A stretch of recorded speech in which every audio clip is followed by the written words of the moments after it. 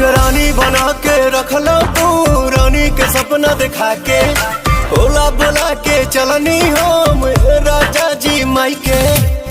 पहले जे जनती चूल्हा चौकी करो बाई नदिया किनार भेजी पानी भरो बाई कबो न बियाह बारा चैती अहो राजा मांगे न सेनुराटी कवैती अहो राजा कबो न बियाह बारा चैती।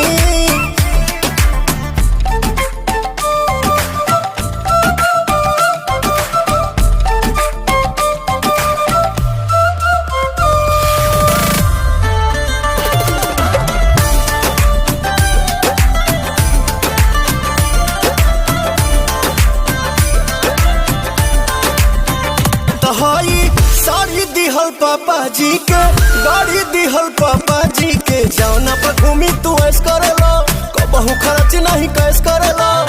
कुल ही कमाइया सबत पौड़ाई बन सारी सारी रात पिया ओनिए बिताई बात अपन भोजन न बसियती आहो राजा मांगे न सेनुराटी कवैती आहो राजा कबो न बियाह बारा चैती।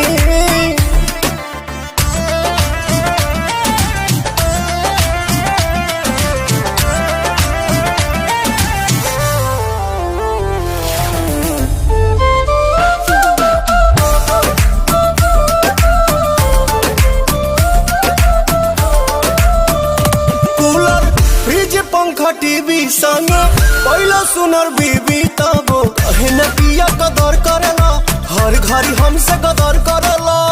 जननी न पवन पिया न सताई बन मेकअप से कप खाती है